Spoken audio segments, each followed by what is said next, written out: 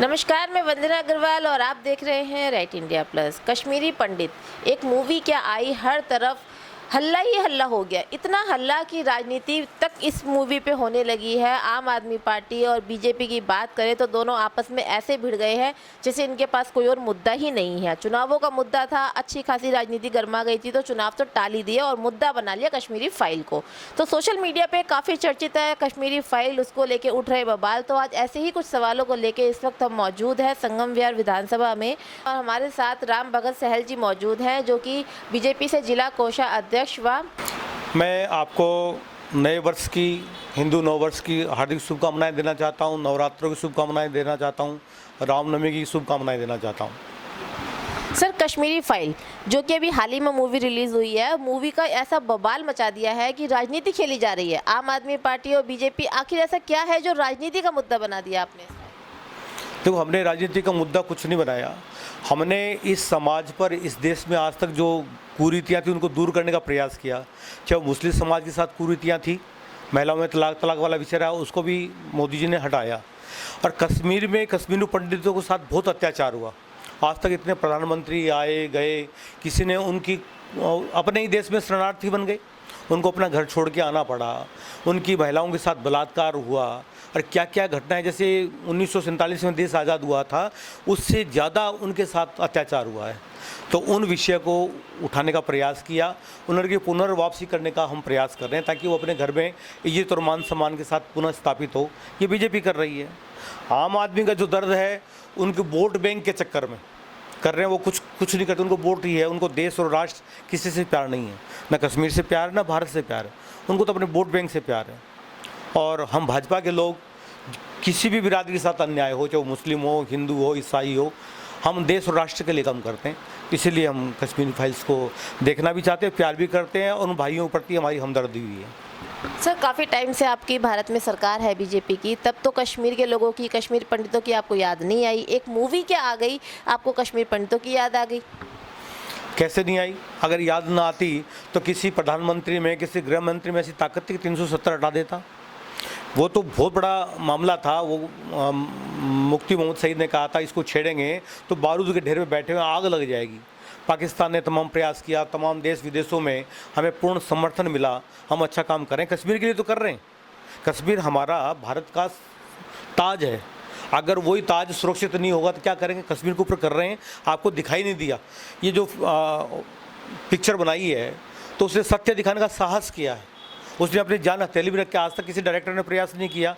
अगर हमारा समर्थन ना होता तो पिक्चर बन जाती है क्या? तो हम कश्मीर के लिए कर रहे हैं, दिखाई नहीं दे रहा है। आने वाले समय में भारत को ही नहीं पूरे विश्व को दिखेगा हम कुछ कर रहे हैं। तो सर, कश्मीर फाइल के ऊपर आपको, मतलब बीजेपी को इतना गुस्सा आ गया कि केजरीवाल ने कुछ कहा कि उनके आवास पर हमला करा दिया। और जो आम आदमी पार्टी के कार्यकर्ता हैं उनका यहाँ तक कहना है कि बीजेपी ने तो गुंडे पाल रखे हैं, अगर बीजेपी के अगेंस्ट कोई जाता है तो उस पर हमला करवा देते हैं। देखो, ये पुराना इतिहास है। केजरीवाल झूठ का राजनीति में सब झूठ सच बोलते हैं, पर भारतीय जनता पार्टी के कार्यकर्ता जो बोलते हैं वो करते भी हैं, वो झूठ नहीं बोलते। लेकिन हमने गुंडे ना पाले, ना गुंडों में विश्वास करें। देशभक्त लोग हैं, उन्होंने भगवा का पटका डालकर अपने आदमी से कैमरे तोड़वा लिए होंगे। एक मुख्यमंत्री के आवास पर तमाम सुरक्षाएं होती हैं, जैसे मोदी जी को सुरक्षा मिलती है, जैसे गृह मंत्री को सुरक्षा मिलती है, ऐसे तमाम मुख्यमंत्रियों को भी सुरक्षा मिलती है। कोई हमला कैसे कर देगा? आप पुराने समय में देख लो, इन्होंने थप्पड़ भी अपने कार्यकर्ताओं से लगाए, शाही भी फिकवाई है।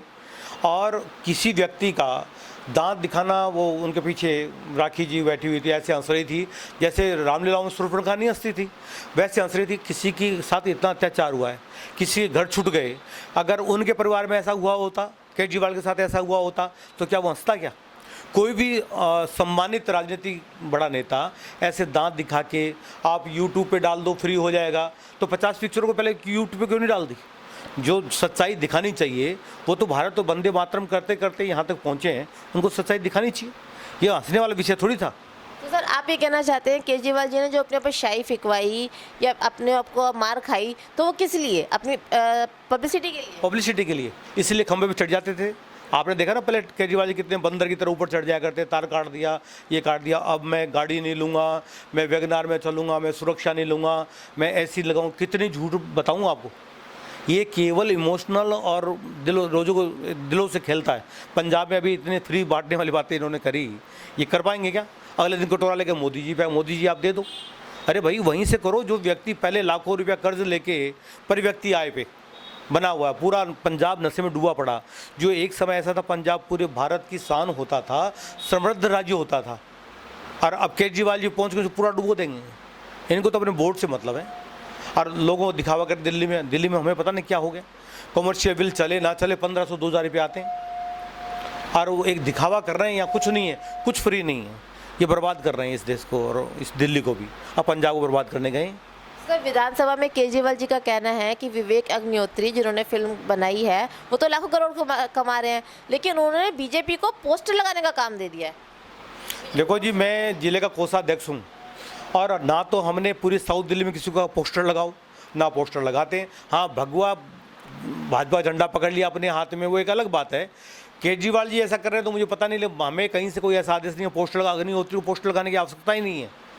ये तो जो पिक्चर लॉन्च करते थे कपिल शर्मा जैसे, उन्होंने लॉन्च नहीं किया तो देशभक्त जो भारत माता को प्यार करते हैं, ऐसे देशभक्त भाजपा के तमाम कार्यकर्ता आके भारत माता की जय बोलकर पिक्चर को देखने जा रहे हैं। हमारे साथ हुआ क्या, हमारे इतिहास में क्या हुआ, इन्होंने पूरे इतिहास को बदल दिया है। केजरीवाल और केजरीवाल से ऊपर आने वाली सरकारें एक विशेष बिरादरी को खुश करने का प्रयास कर रहे हैं, और हम पूरे भारत को खुश करने का प्रयास कर रहे हैं।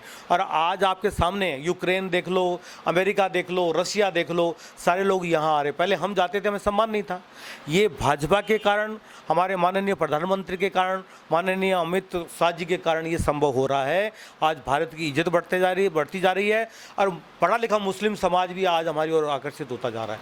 और समाज तो थे ही, ये भी हमारी ओर आकर्षित हो रहा है। अगर ना होता तो यूपी में मुस्लिम बाहुल इलाके में भी जीत के आए हम, योगी जी के काम के कारण आए ना जी।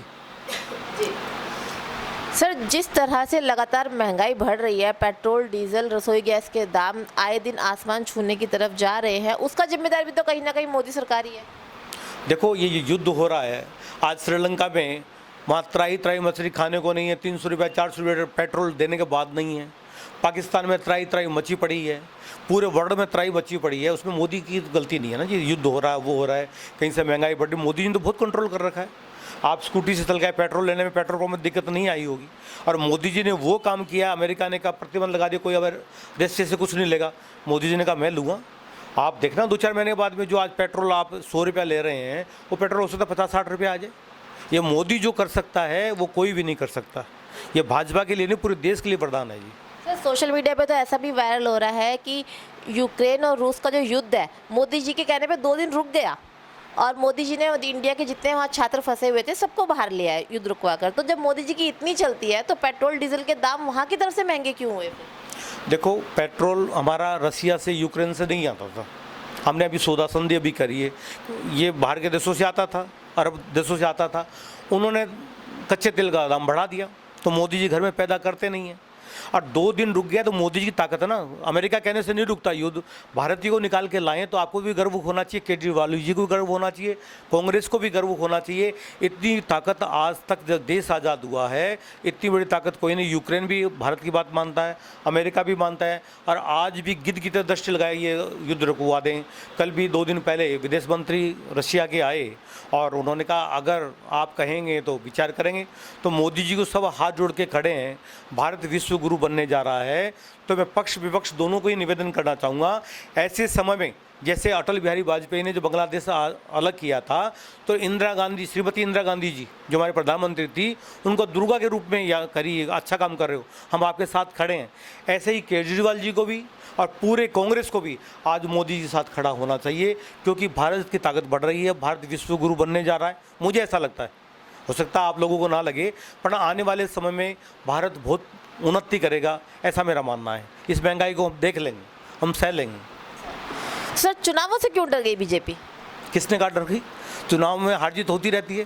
क्यों बीजेपी लगातार जीत, अभी 5 स्टेटों में चुनाव हुए, केजरीवाल जी अपनी जमानत बचा पाए 4 राज्यों में, एक में तो खैर लड़े नहीं वो। सर, यहाँ से टाल क्यों दिए फिर दिल्ली से?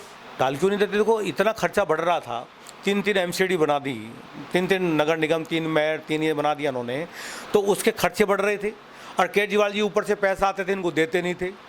आपके सामने अभी अरबों रुपये घोटाला करके बैठे हुए हैं, पैसा मिलता था नीचे, काम होता नहीं था। अगर चुनाव के बीच में ये काम करते थे कि जी हमें 5 साल का कार्यकाल था, बीच में क्यों किया? तो गृह मंत्री जी केवल इसी चुनाव का इंतज़ार कर रहे थे कि 5 साल इनका कार्यकाल पूरा होने के बाद में इनका दोबारा समीकरण किया जाए, विधानसभा की कुछ सीटें बढ़ें, कुछ वार्ड बड़े किए जाएं, उनकी ताकत बढ़े, और जो 3-3 हमारे मेयर होते थे, चेयरमैन होते, वो एक हों तो खर्चे बचेंगे और काम करेंगे, जवाबदेही होगी, डायरेक्ट केंद्र से पैसा आएगा, बीच में केजरीवाल जी का लेना देना नहीं होगा, तो ये नीचे के लोग काम कर पाएंगे। ये केवल काम करने के लिए, दिल्ली को सुधारने के लिए अच्छा प्रयास किया। शीला दीक्षित ने कहा था कि इसके करने से अच्छा होगा, लेकिन नहीं अच्छा हुआ। ये आपके सामने, आप तो जर्नलिस्ट हैं, सब कुछ जानते हैं, मैं और तो किसी को नहीं समझा पाऊंगा, लेकिन आप तो समझते हैं, इसलिए मैं कहूँ ये जो कर रहे हैं अच्छा कर रहे हैं। इस वीडियो को लाइक करें, हमारे चैनल को सब्सक्राइब कर बेल आइकन जरूर प्रेस करें